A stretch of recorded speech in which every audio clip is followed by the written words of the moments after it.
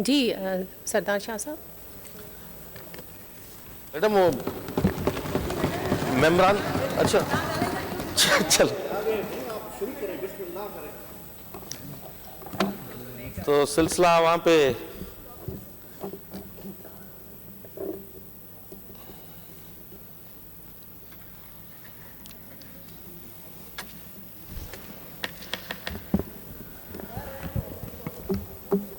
तो madam speaker, मेरी बात हो रही थी इस हवाले से कि पाकिस्तान, पहले तो बात हुई कि एक बीमारी जो दुनिया में 2 लोगों में जिसकी तशखीस हुई है और दुनिया के जितने मुबस्सिरीन हैं या जो साइकियाट्रिस्ट हैं या जो पॉलिटिकल साइंटिस्ट है, उन्हें 2 लोगों को इस बीमारी का मरीज डिक्लेयर किया, जिसमें एक साहब हमारे मुल्क में हमें तोहफे के तौर पे मिला हिटलर के बाद। मैंने कहा कि पाकिस्तान एक फेडरेशन है, उसमें 4 सूबे, 5वां नहीं है, उसमें एक दस्तूर है, आईन है, जिसमें वादे किए हुए हैं सूबों के साथ कि फेडरेशन को एक फेडरेशन के तर्ज पे चलाना है और हम वफाकियत के अलमबरदार हैं, हम मजबूत फेडरलिज्म में बिलीव करने वाले हैं। अब हुआ क्या कि ये पाकिस्तान में जो 73 का कॉन्स्टिट्यूशन था, उसके बाद जनरल ज़िया के दौर में जितनी भी अमेंडमेंट्स हुई, पार्लियामेंट को वीक किया गया, कमजोर किया गया। फिर यहां पे इंटरनल जो कंस्पायरेसीज थी, उसमें एक ऐसे बंदे की जरूरत थी जो इस मुल्क के उस फेडरेशन जिसमें सूबों को जो खुद मुख्तियारी, जो लास्ट 18th अमेंडमेंट जो आसिफ अली जरदारी के तुफैल पीपल्स पार्टी के दौर में मिली, वो हजम नहीं हो रही थी किसी भी कीमत पे। मैं ये बात इसलिए कर रहा हूं कि ये फॉरेन फंडिंग केस का तो डिसीजन आ जाएगा, 8 साल से पेंडिंग है, डेफिनेटली जो चीजें प्रूव हो चुकी हैं और वो सामने आनी है। मैं कह रहा हूं कि इसने पाकिस्तान को कमजोर कितना किया, इस फेडरलिज्म को वीक कितना किया एक शख्स की हुक्मरानी ने। एक बंदा क्रिकेट से रिटायर होता है, 1997 में एक साहब जिसने अफगानिस्तान का बेड़ा गर्क किया, इस पूरे रीजन का बेड़ा गर्क किया, वो इसका उस जमाने में जंग में पहला कॉलम छपता है और उसके राइटर वो खुद इंटरव्यू में कहते हैं कि इमरान खान साहब जब राइटर बने थे, जिसको रूहानियत लफ्ज बोलना नहीं आता, वो आप समझ सकते हैं कि उर्दू लिख सकता है। वो जंग का कॉलमिस्ट बना, 1997 में उसके कॉलम छपे और लिखने वाला वो शख्स था जनरल हमीद गुल साहब। उसने अपने इंटरव्यू में कन्फेस किया कि मैं उसको लिख के देता था आर्टिकल, उसके आर्टिकल छपे मुसलसल। एक इस मुल्क में इंसाफ इंसाफ इंसाफ इंसाफ इंसाफ, भाई इंसाफ की तकाजा पहले सबसे पहले तो सूबों की डिमांड है कि भाई इस मुल्क की फेडरेशन में सूबों को मजबूत किया जाए। इसके पूरे मंशूर में कहीं भी सूबाई खुद मुख्तियारी का कहीं पे भी जिक्र ही नहीं है, कहीं पे भी नहीं है। तो इंसाफ वाली बात तो गई, इंसाफ किसके साथ होगा? ये तो कॉस्मेटिक बातें हैं कि हम आम लोगों को रिलीफ देंगे, मैं चोरों से डाकुओं से जान छुड़ाऊंगा। कभी कोई आपने सुना है कि कोई लीडर खड़ा हो कि अगर उसको कोर्ट डाकू डिक्लेयर नहीं कर सकती, किसी को चोर डिक्लेयर करना है तो कोर्ट नहीं कर सकती, कानून के इदारे नहीं कर सकते, फेडरल इन्वेस्टिगेटिव एजेंसीज उसको नहीं डिक्लेयर कर सकती। वो पागल जो ग्रैंडियोर नार्सिज्म का शिकार, वो कहता है कि सारे चोर है, मैं एक ठीक हूं बंदा जो इस मुल्क में आया हूं। और उसके बाद तबाही का एक सिलसिला है पूरा। मैं इसलिए बता रहा हूं कि ये जो पूरी साजिश है, ये बंदा इस मुल्क में, इस मुल्क के लोगों को पता नहीं है जो घरों में बैठे रहे। अब पॉलिटिसाइजेशन, डीपॉलिटिसाइजेशन इस मुल्क के कई मुक्तदर हल्कों का ख्वाब रहा है कि इस मुल्क में लोगों को सियासी जबान ना मिले। इमरान की शक्ल में पॉलिटिसाइजेशन नहीं है, this is complete depoliticization, rather this is demonization जो इस बंदे ने शुरू की है इस मुल्क में आके। मुल्क की सॉवरेनिटी की बात करता है। मैं कहता हूं कि दुनिया के जितने समझदार, पढ़े लिखे, सियासी तारीख के शागिर्द हैं, वो इसको सिक्योरिटी रिस्क करार देते हैं। नेशनल सिक्योरिटी के लिए सबसे बड़ा थ्रेट है ये शख्स। आप इकोनॉमी की, आप पहले आपने इकोनॉमी की, ये Pakistan, how to destabilise Pakistan, how he did it, वो किस तरह डिस्टेबलाइज पाकिस्तान को करना चाहते थे, इसने कौन से काम किए। एक तो सरियन जो आइन का जो रूह था, जिस पर प्रोविंशियल ऑटोनॉमी थी सूबों के हवाले से, उसको मसक कर दिया इस शख्स ने, बर्बाद कर दिया। सीपैक जो इकोनॉमी के हवाले से पाकिस्तान का सबसे बड़ा इनिशिएटिव था, जो जुल्फिकार अली भुट्टो के बाद आसिफ अली जरदारी साहब का वो तोहफा था कि चाइना के साथ हमें अपने जो है वो इकोनॉमिक टाइज रखने हैं और रिलेशंस हमें स्ट्रेंथन करने हैं, उसको मुकम्मल बर्बाद कर दिया। और जो पाकिस्तान के 47 से लेके, मैडम स्पीकर, 47 से लेके 2018 तक पाकिस्तान का हर फर्द जो था, हर फर्द वो 88,000 का कर्जी था। यानी जो गुज़श्ता इतने बरसों में 70-71 सालों में जो पाकिस्तान ने कर्जा लिया, वो एक बंदे पे 88,000 रुपए 2018 तक था।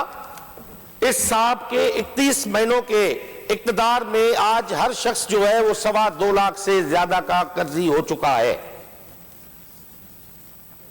IMF के साथ किन शर्तों पे इसने मुआहदे किए? अमेरिका के खिलाफ बात करने वाला शख्स जो है, मैं ये कह रहा हूं कि ये एजेंट किसका है, पहले समझना है इस मुल्क में कि ये बंदा है कौन, ना जिसका आगा है न पीछा है, सीधी में चल रहा है, जगह बाहर न बचो न रली न टवाल, वो मुल्क के तबाह करे, लोड़े हलियो वने जी, हिटलर सजे यूरोप के तबाह करे, खत्म करे, पांच मरी वियो को खुदकशी करे चली। ये शख्स जो है ये आज पाकिस्तान को जिस दर्ज पे पहुंचाया है कि इकोनॉमिकली अब पाकिस्तान की खुदा न खास्ता 2,250 तक डॉलर आज पहुंच चुका है। अब पता नहीं इसकी उड़ान कहां तक जाएगी, क्योंकि एक स्टेट पाबंद होती है उस मुआहदों को फॉलो करने के लिए जो आपके उसके जो प्रीवियस गवर्नमेंट जो करके आती है, क्योंकि इंटरनेशनल अकॉर्ड है, they can't change it.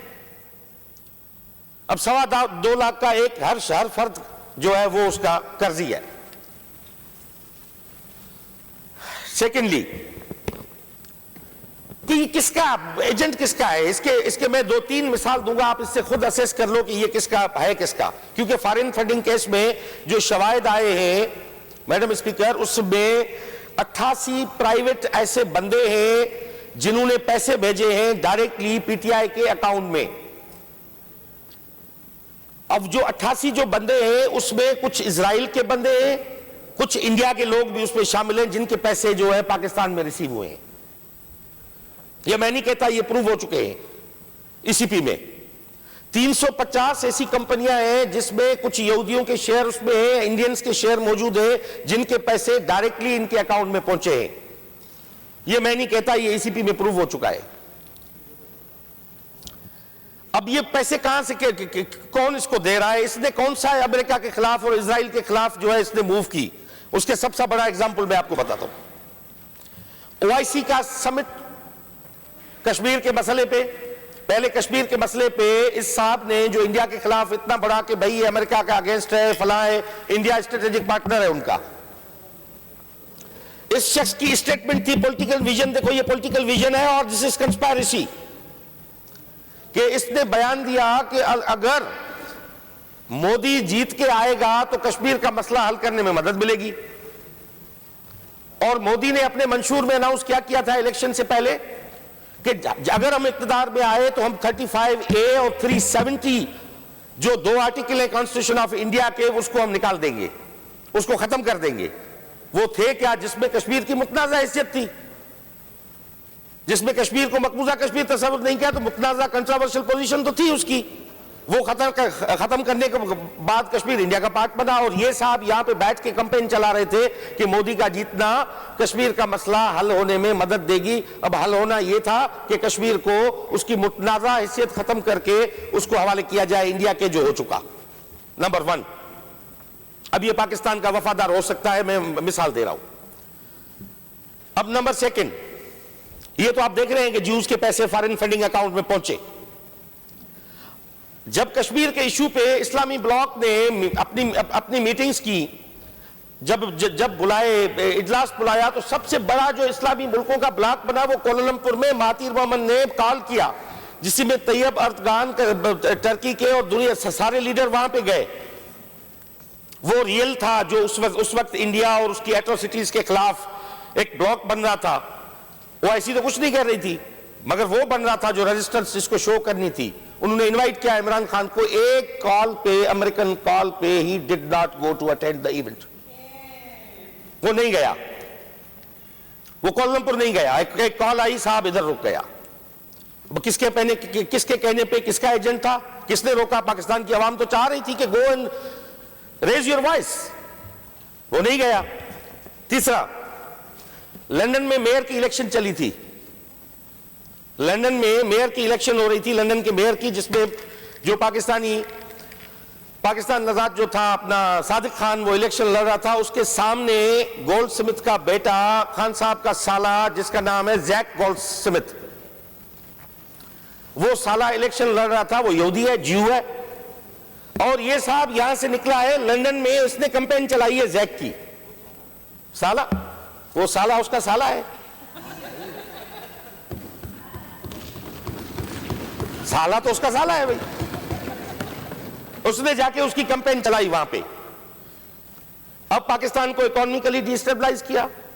Political destabilisation का आलम यह है कि इस साहब के अलावा जो इस मुल्क में पॉलिटिक्स करता है, जिसने जेलें काटी, जिनके कारकुनों ने कुर्बानियां दी, जो पाकिस्तान के बचाने के लिए अपनी जान के नजराने जिन्होंने दिए, उनको ये चोर और डाकू कहने पे तुला हुआ है।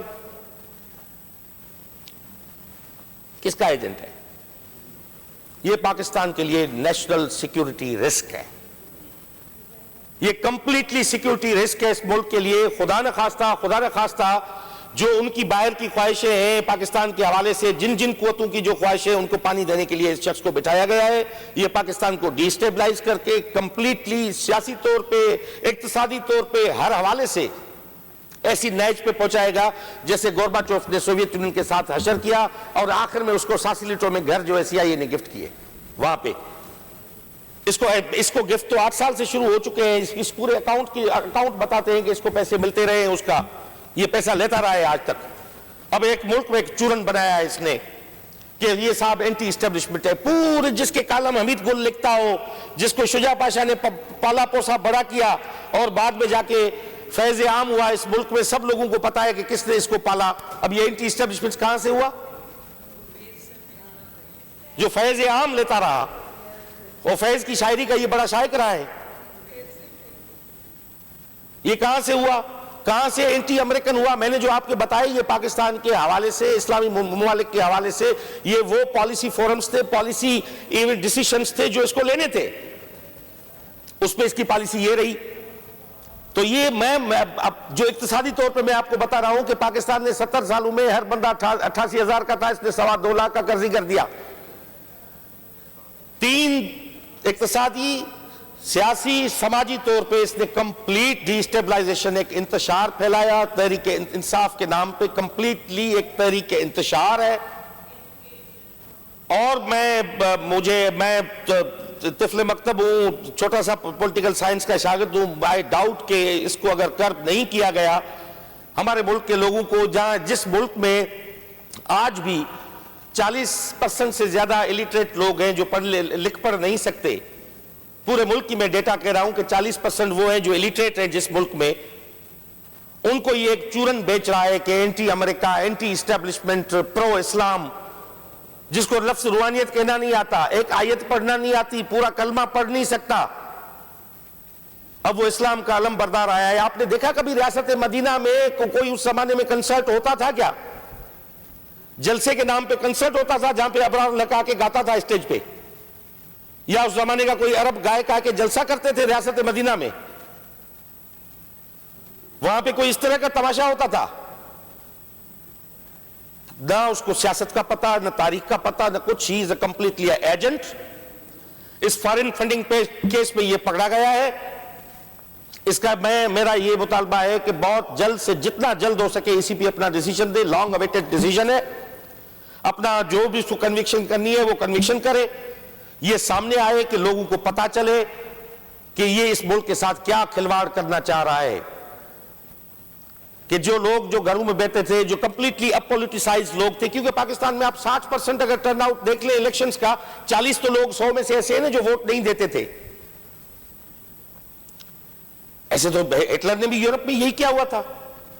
पहले गोबल्स बैठा था वहां पे, जो उस जमाने में प्रोपेगेशन करता था, इसके गोबल्स बैठे हुए हैं, असद उमर और पता फवाद चौधरी, फसाद चौधरी, ये सारे उसके गोबल्स हैं। डिस इन्फॉर्मेशन का एक कंप्लीट सेल है, चला है, हम तारीख शागिर्द में पता है, दुनिया के मुल्कों में हो चुका है, कोई नई बात तो नहीं है, इस मुल्क में तमाशा हो रहा है। तो अब मेरा ये है कि ये फैसला आना चाहिए।